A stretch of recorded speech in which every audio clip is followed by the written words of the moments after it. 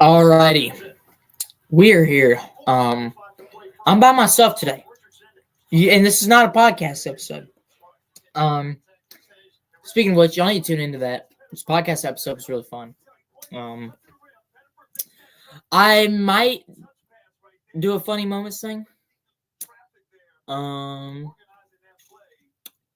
Devin Booker traded. When did Devin Booker's not traded? You're not. I'm not getting Sentinel today. Anyways,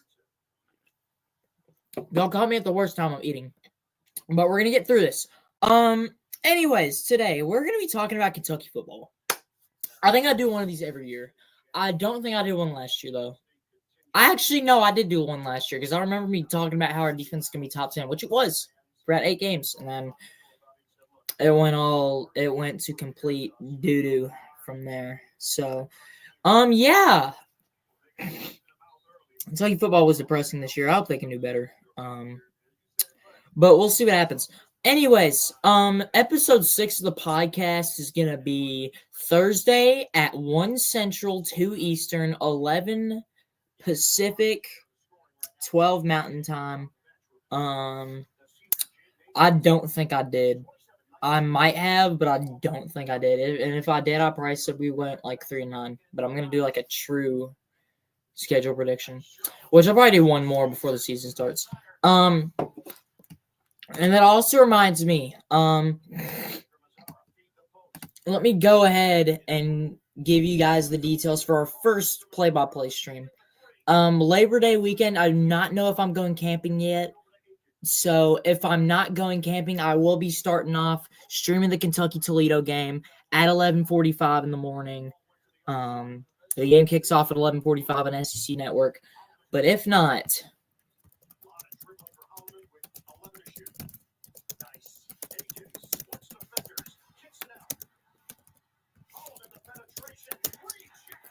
give me a second.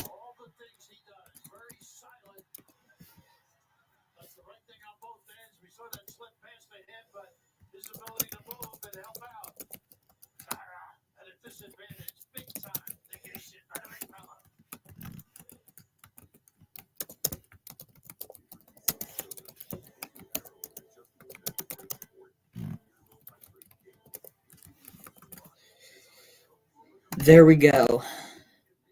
If not, our first play-by-play stream will be the first SEC game on ABC, and it will be Ole Miss at Kentucky, and the stream is going to start at 2:25. The game should start at 2:30, but the stream will start at 2:25 for the first football stream of the year and the first football stream of the season. It's going to be a lot of fun. If not, then we will have the first game be Toledo, Kentucky, obviously. If anyone can do us a favor, yeah, I'm gonna use up all my hotspot again, just so I can't stream episodes. But yeah, that's what will happen. Anyways, we will go into our recruiting basis real quick. Let me search up 247 Sports Kentucky.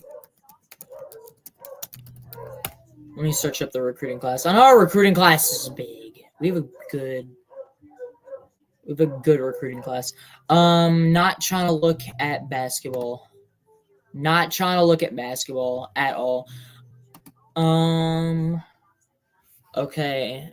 Kentucky football 2025 recruiting class. Oh my God. All right.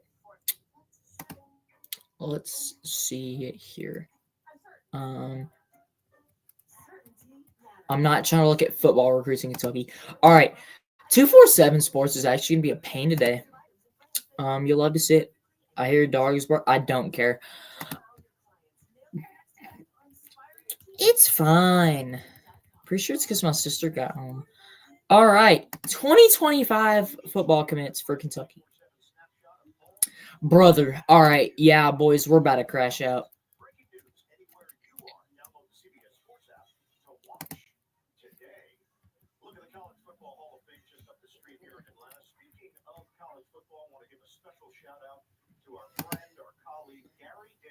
If I can find, I might have to go on my phone because this is actually kind of making me mad.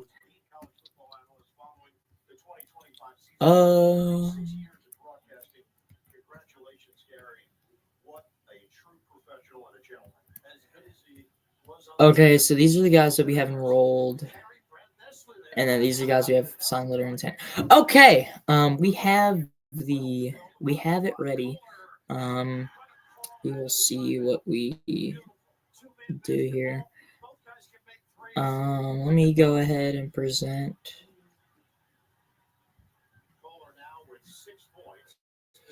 Yeah, there's gonna be a lot of stuff going on. NBA free agency too. NBA free agency is gonna be wild. NBA free agency is gonna be crazy.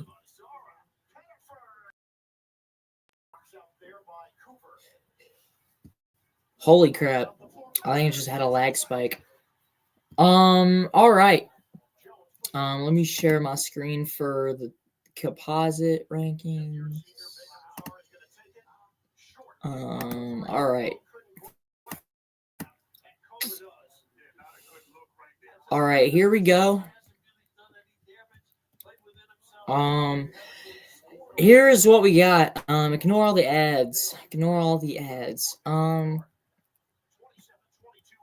Which I will say, most of these guys will probably not play this year unless you are DJ Miller. I think DJ Miller is probably the only wide receiver that's going to play for us this year. But we got Martellus Carter Jr., the safety from Paducah Tilghman. He's a 4-star. He's the second best player in the state. I watched this guy's film. He has great IQ, great football IQ. He's not going to affect Kentucky this year, but he's going to affect Kentucky in the long run. Kalen Edwards he's a very strong defensive line. I can't wait to see what he does. And then Darian Stray, I'm pretty sure we just had him commit a couple days ago. He's going to be great offensive line depth for Kentucky. Well, no, I don't think he committed a couple days ago. He committed like a month ago or 2 months ago. But he's a really big guy, and he knows how to move his feet. So he's going to be pretty good. DJ Miller, he's probably the only guy I could see getting playing time. Darian Stray could as well, but he's the only guy that I could see getting playing time. Mainly because DJ Miller's probably going to be running throughout the slot or at that wide receiver Y position. And then DeMarcus Gardner, the safety from Georgia, he's 74th in the state. He's another depth guy. Preston Bauman's another depth guy. Dylan Williams is another depth guy. Stone Saunders, however you want to say his name. He is someone that Kentucky can make a generational prospect. And he is the most underrated recruit in the entire country. I'll give you 3 reasons why. For one, he could scramble. And 2, I'm pretty sure his school ran like an air raid offense. He's a great throwing quarterback, and he could start for Kentucky as soon as next year. He's not going to start for us this year because we have Zach Calzada, but he could take Cutter Boley's spot, and he could start next year. I fully believe that he can. He's going to be a really good quarterback. He leads Pennsylvania in passing yards all time. Pennsylvania high school football. He's really good. He is really good. I cannot wait to see what he does. He's not going to play that much this year. He's probably going to be our 4th string because they're going to have Cutter Boley as the 2nd string because he played a little bit last year, and he played in that Texas second half. Looked really good, but then looked really bad against Louisville. So we'll see what happens. I think he could take Cutter Boley's spot next year and start it for us at quarterback. But we'll see what happens. Montavian Quisenberry from Boyle County. He's another really good wide receiver. He's not going to be used this year, though. Brian August from Monarch. He's a good offensive tackle.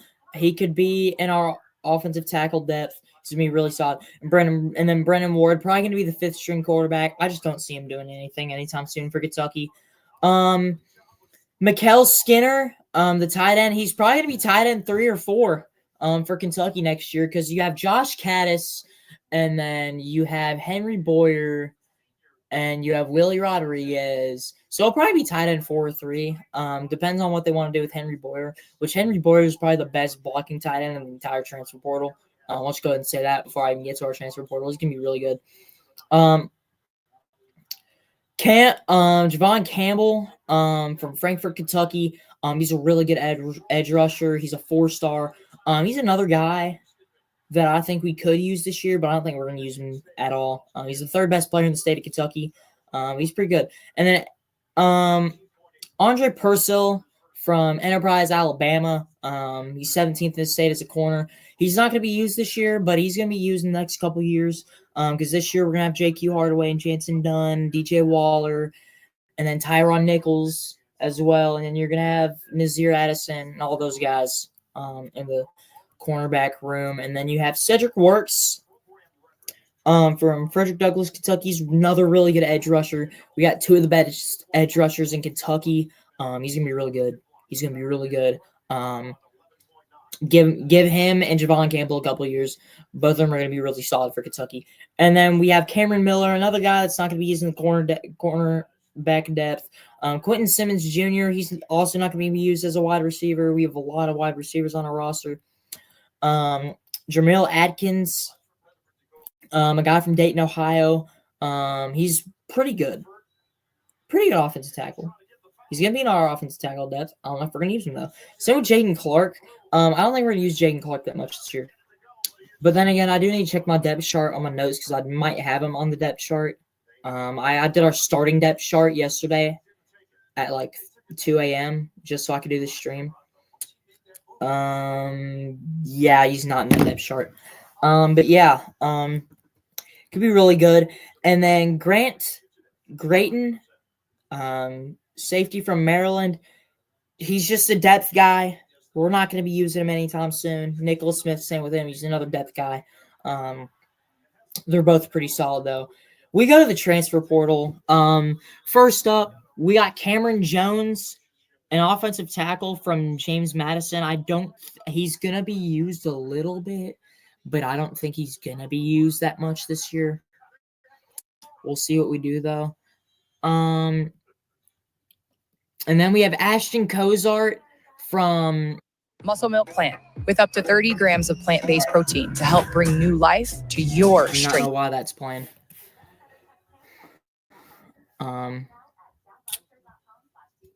Yeah. All right. Sorry guys, there was an ad playing. Ashton Cozart from SMU, a wide receiver. He's gonna be in our wide receiver depth.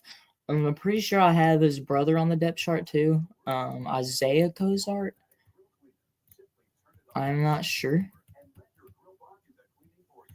Muscle Milk Plant with up to 30 grams I swear, I'm actually about to lose my mind. Holy crap. Freaking ads, bro. Like, get off my screen. Dante Dowdell. I think he's on here, I think. I'm not sure. I might have his name wrong on the depth chart, boys. That's really sad. Yeah. Great job by me. Yep, I got his freaking name wrong. I put Isaiah instead of Ashton. That's my bad. All right, Ashton Cozart. He's gonna be using the wide Muscle Milk Plant with up to 30 grams of plant-based protein to help bring new life to your strength game. Last year, I don't think he was really used that much at SMU. We could see though.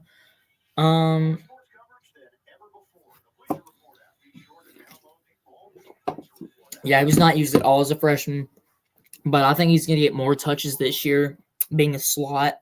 He's gonna be really solid. Rob Folegger, he's pretty good.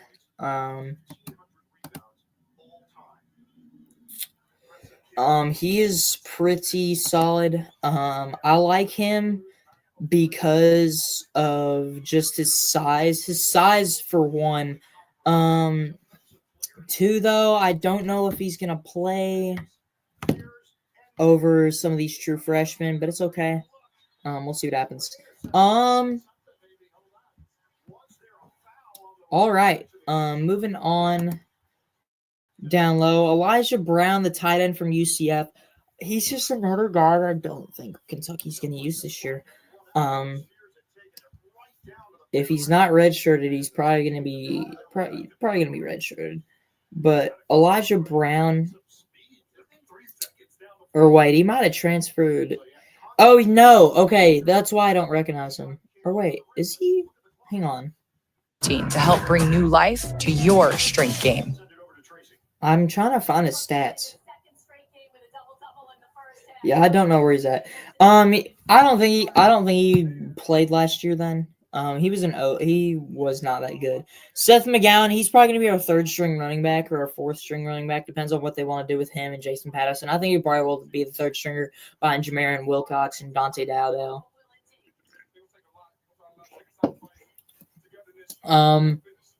Lorenzo Cohen, edge rusher from USC. He's okay. He's gonna be used this year. So he better shine. Protein to help bring new life to your strength game. And then Hardly Gilmore. Now y'all might be wondering, Hardly Gilmore played for Kentucky last year. All right, so here's the situation. Nebraska already took Dane Key. Hardly Gilmore said he was going to come back to Kentucky. My bad. But then something weird happened. He enters the transfer portal, and then not even a couple days later, he goes to Nebraska. I think that's tampering, personally. And then apparently he had attitude issues. I don't believe that. I think they didn't want to get caught tampering with both of our wide receivers, so they kicked Hardly Gilmore off the team. Hardly Gilmore's back at Kentucky. Hardly Gilmore's going to be pretty good. He's a lot, and I mean a lot of skills. He's going to be pretty solid for Kentucky. Kendrick Law, wide receiver from Alabama. He was not used like he should have been last year. I think if he was used a little bit more last year, Alabama would have made the playoffs. Here's why. Kendrick Law is a great slot receiver. He needs to be used more. And I think this year at Kentucky, he will be used more because he is probably going to either start at slot or he's going to start at wide receiver Y. One or the other. Because he could be a deep threat for us too. But you never know. And then we got McQueese Humphrey Grace from South Dakota. And here's what makes me mad. People are saying these FCS transfers aren't going to do anything for Kentucky. Let me tell y'all about McQueese Humphrey Grace. I watched this man's film, and he looks like a top 25, or he's an All-American. He looks like the best edge rusher in FCS. He could probably be, and I think his game is going to translate. I really do. I think his game is going to translate a lot. He's a great edge rusher. If I can just get his stats real quick. McQueese.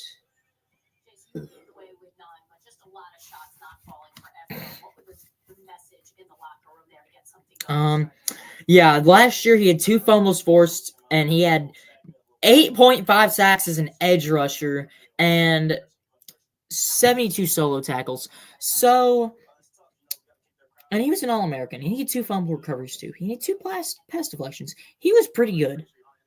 He was pretty good. He was pretty good last year. I cannot wait to see what he does. He was an All-American. He's only a sophomore, so Kentucky's going to have 2 more years with this guy. Building for the future. He's going to be really good. I think his game is going to translate to the SEC so quick. And I don't think people realize it either. Shiatz Pete, the offensive tackle from New Mexico State. He's one of the best rated offensive tackles in the transfer portal. He's going to start for Kentucky next year as the left tackle. He's going to be really good. True Edwards, he had almost 1,000 yards at LA Tech. And as much as I want to say that we're going to have him next year, he's not going to be on the team because he's sadly going to be going to the NFL. He did not take his name out of the NFL draft. So he will end up going to the NFL. As much as I really wanted him, I really did want him. Troy Stellato, the wide receiver from Clemson, he's probably going to start for Kentucky next year. If not, he's probably going to be a backup. As I did not have him on my depth chart. That's crazy. That is That is very sad. I did not have him on my depth chart. All right, let me put him at wide receiver Z instead of freaking. I don't know why I had David Washington Jr. on there, but Troy Stellato, he's gonna be really good next year. He's solid. He was a solid receiver for Clemson, but then he got injured. He can hopefully revive his career at Kentucky. David Augusta from Washington State. His stats aren't flashy, but I've watched his film. He's going to be the best defensive tackle for Kentucky next year. He's an All-American. He was an All-American type player. Like just watching film, you could tell he was a really good player. Stats don't pop out, but I'll promise you he's going to be the best defensive tackle for Kentucky next year, or the best defensive lineman. Joshua Braun, the inside offensive linebacker, he's probably going to start at left guard for Kentucky next year. He's probably going to take Jagger Burton's spot. He played really good for Arkansas. I'm pretty sure he was another one of the best rated offensive linemen in the portal. He's going to be pretty good.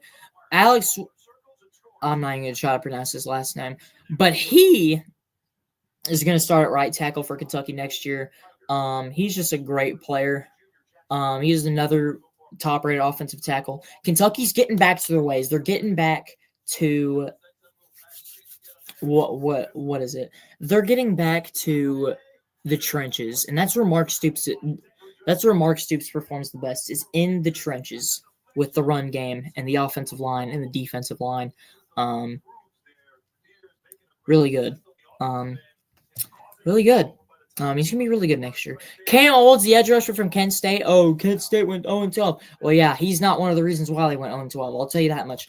Cam Olds is probably going to start for Kentucky next year. Either him or one of the other edge rushers that we have.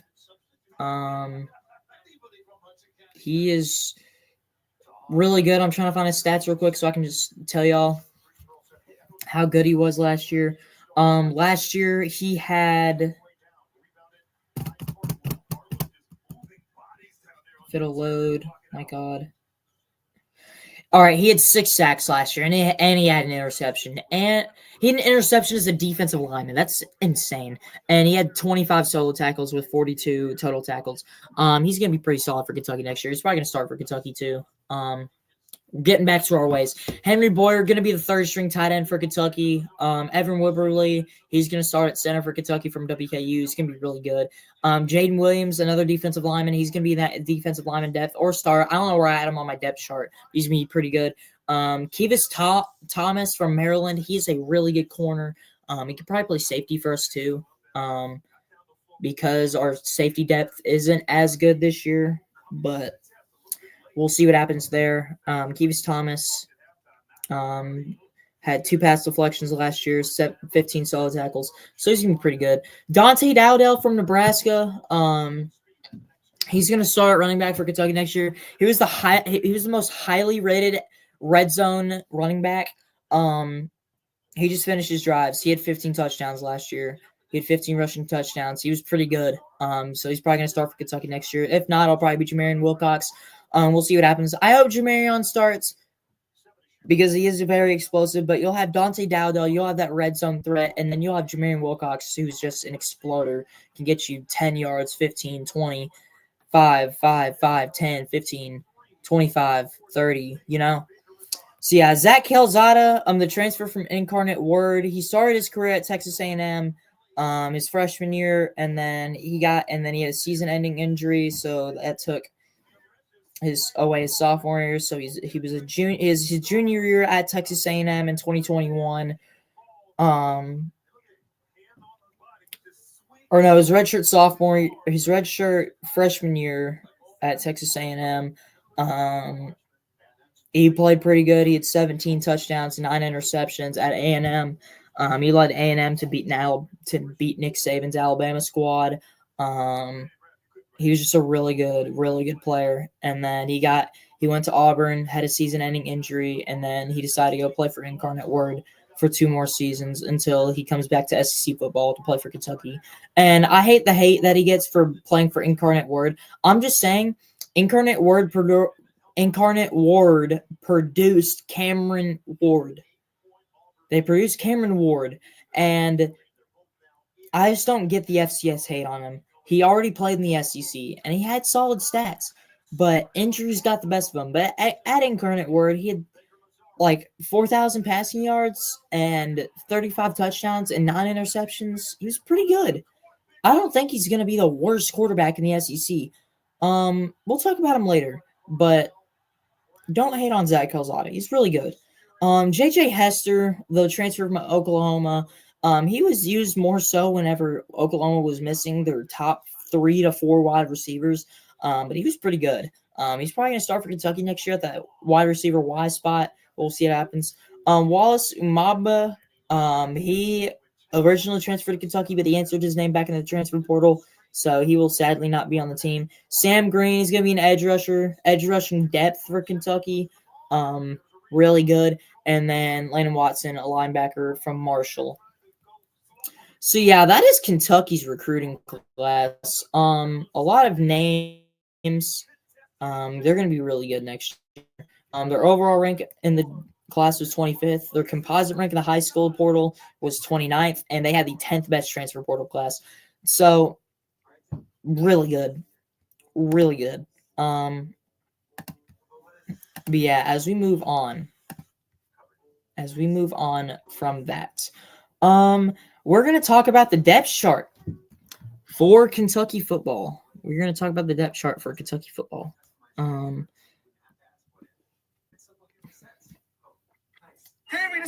But before I do,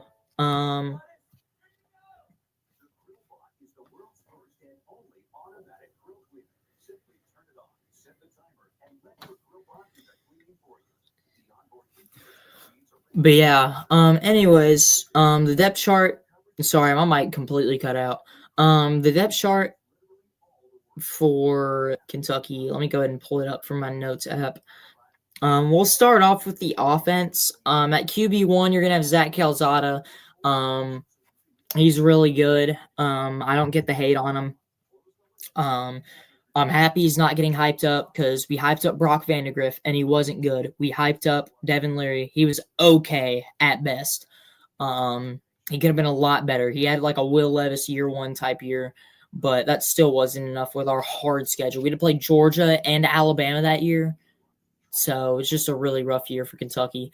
Cutter Boley at QB2. Played really solid last year. He's going to be QB2. And then we have B.U. Allen, and then we have Stone Saunders and Brennan Ward, which B.U. Allen and Zach Calzada are both graduating this year. And then in the running back room, you have Dante Dowdell, and then you have Jamarian Wilcox. That's going to be your explosive, and that's going to be your explosive and finishing duo right there. Because Dante Dowdell finishes off drives in the red zone, and then you have Jamarian Wilcox who can explode for several yards at once. Go watch this film against Tennessee. And go watch his film against Vandy in Florida too. He had 3 carries in that game, and he had over 30 yards. I don't know why. It was because his shoes weren't tied and he didn't show up to practice. Come on, bro. Seth McGowan, running back 3. Mexico State running back. He's gonna be okay. And then you have Jason Patterson, running back 4. All right, wide receiver X is going to be Jamori Macklin, and then probably backing him up will be DJ Miller, but Jamori Macklin won't get taken out. I'd say DJ Miller is probably the 8th best receiver on our depth chart. And then you have J.J. Hester at wide receiver Y with Fred Farrer backing him up. And then at wide receivers, you're going to have Harley Gilmore the 4th with Troy Stellato backing him up. And then you're going to have, at the slot, you're going to have Kendrick Law. I think Kentucky's going to run a lot of 4 wide receivers this year. A lot of 4 wide receiver, 1 running back plays. I think the tight end room isn't strong, but I'm sure we'll use more tight ends whenever we're using the run game. But yeah, pretty solid. Next up, you have Josh Caddis at tight end 1, and then you have Willie Rodriguez at tight end 2. The thing about both of them,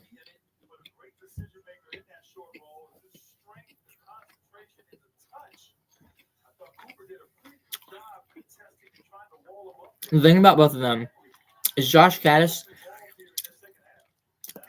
If he is used the right way, he can be the best receiving tight end for Kentucky. But if not, then it just barely gets used. I don't want to use him for blocking. I want to use him as a receiving tight end. Same with Willie Rodriguez. Willie Rodriguez had a solid year last year, and he was the fourth best tight end on our team. Or he was fourth on the depth chart to start the year because you had Jordan Dingle, and then you had Josh Cass, and you had Kamari Anderson, which Kamari and Dingle are gone. So now he's tight end 2. And then at tight end 3, you have Henry Boyer or Mikael Skinner. Both can be pretty solid for Kentucky. I think Henry Boyer, though, is going to be used as more of a blocking tight end, though.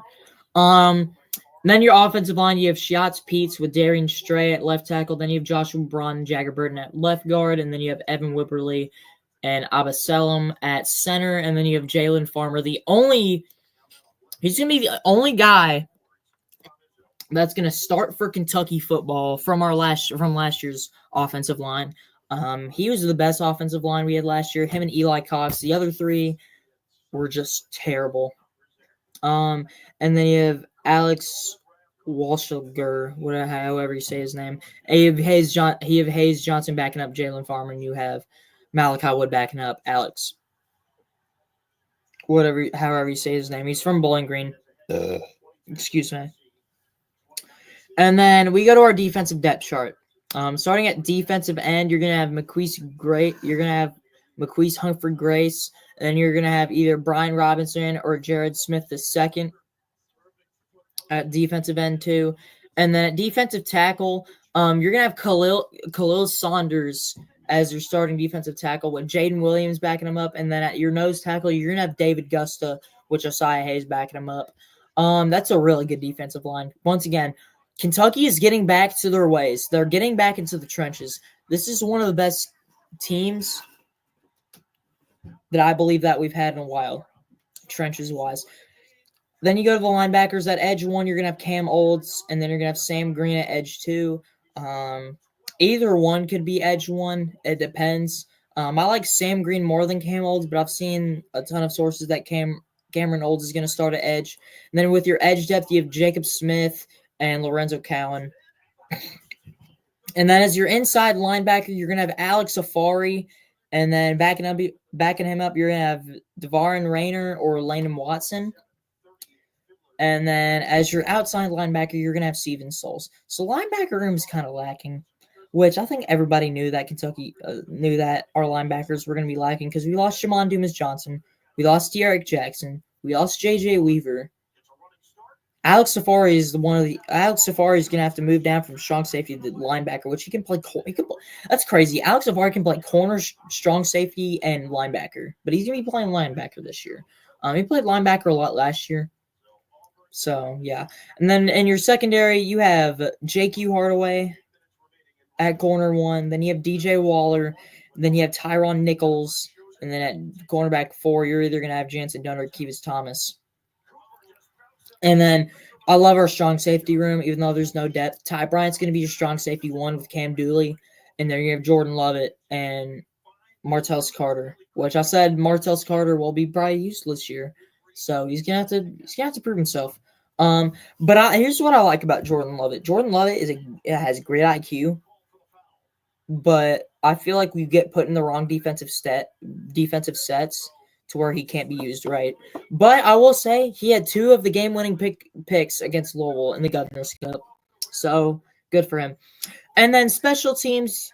Jacob Cowie is going to start at place kicker. Then you're going to have Aiden LaRosse as your punter, and then kickoff specialist is going to be Aiden LaRosse, and then your long snapper is going to be Alex McLaughlin.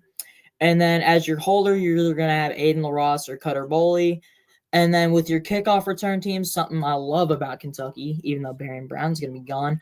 At kick returner, you're going to have Jamori Macklin and Kendrick Law. And then punt returner, honestly, this could be a ton of guys. This could be Jamori Macklin. This could be Troy Stellato. This could be Hardly Gilmore. This could be Kendrick Law. It could be any of those 4. But I think it's going to be Troy Stellato. And I think Jamori Macklin will back him up.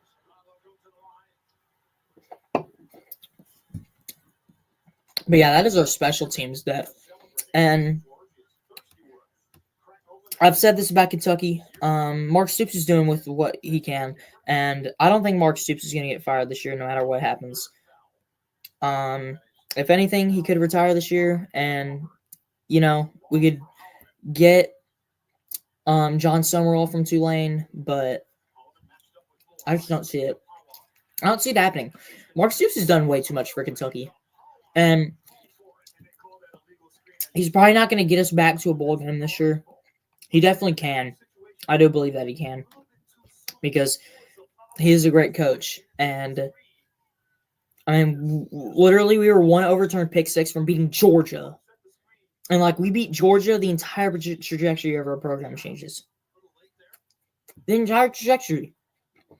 I mean, I'm just saying, if you beat Georgia and you're as bad as Kentucky is, your program is going to go so far up. Just saying, man. Just saying. Anyways, we're going to do schedule prediction.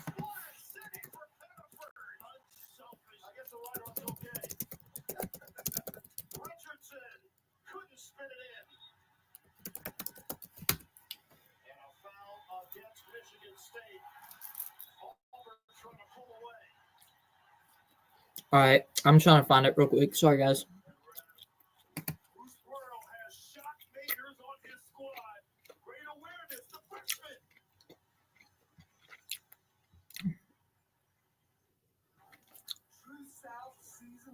Here we go. I'm going to open this in a new tab. All right. There we go. Perfect. Let me remove this from stream. And then I will share you guys my screen with Kentucky's football schedule next year. And listen, I've said this. Kentucky has a top 5 strength of schedule. And they're week 5 through week 11 is going to suck. But that's why we got to prepare. Anyways, week 1 we played Toledo. I think we beat Toledo. I don't know why I don't know why there's even talks of Toledo beating Kentucky. We beat the MAC champions last year by 40. And there's talks that we could lose to Toledo week 1. Get out, bro. Week 2, Ole Miss at Kentucky. A lot of people think Ole Miss is going to be really good this year. I think this is a downfall year for Ole Miss. I think that Ole Miss is going to lose to Kentucky, and Kentucky's going to upset them again. I think it's going to happen. I don't know why it's a surprising thing that people think, but who knows? And then week 3, Eastern Michigan. I might be going to that game. It kicks off at 6:30. Going to be a really good night game. Kentucky's going to be Eastern Michigan. Week 4, you got a bye, and then week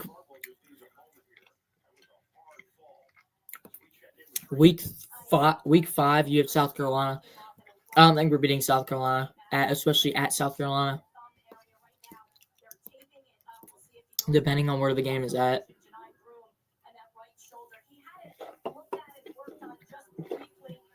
I just don't think it'll happen. South Carolina's going to beat Kentucky, and then you have Georgia at noon. I'm happy we got Georgia at noon instead of at night, because I'm not trying to lose 51-13 again. But Georgia's still going to win. I think it's going to be closer than people think, though. But I still think Kentucky loses by 3 scores. There's a lot of people are saying we're going to lose by 5 scores, but that's not going to happen. Texas,